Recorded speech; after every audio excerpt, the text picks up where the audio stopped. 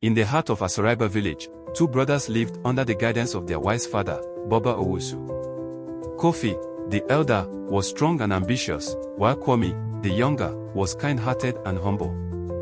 Their father owned a vast, fertile land, a gift meant to be shared by his sons.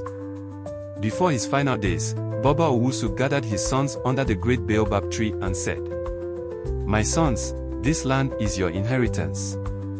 Work together, respect each other, and let it sustain your families for generations." But in the dark corners of Kofi's heart, greed began to grow. One night, he sat alone, staring at the farmland under the moonlight. His hands clenched into fists. "Why should I share this land? I am the elder. It should be mine alone."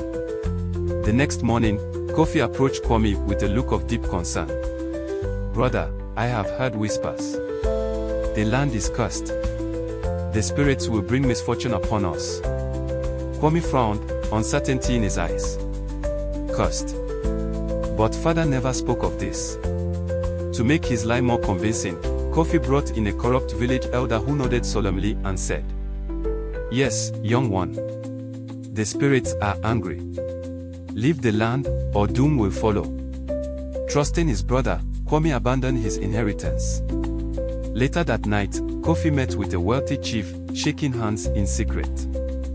Bags of cowrie shells were exchanged. The land was now sold, and Kofi's pockets were full. Days passed, and Kwame sat outside his small hut, confused and saddened. He had nothing, while Kofi walked through the village in fine new robes, laughing with the men of wealth. Then, one evening, an old village elder whispered the truth to Kwame. "Your brother deceived you, Kwame. He has sold what was rightfully yours." The air grew heavy with betrayal. Rage burned in Kwame's heart. It was time for justice. The next morning, the village square filled with people. The chief sat high on a stool, staring down at Kofi.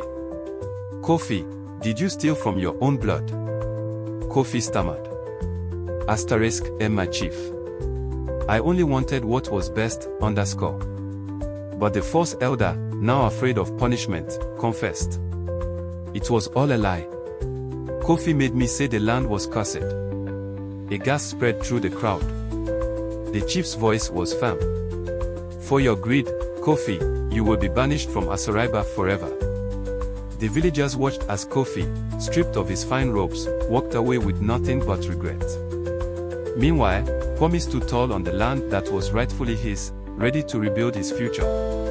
As the sun set over Asoriba, the spirit of the ancestors smiled, knowing justice had been served.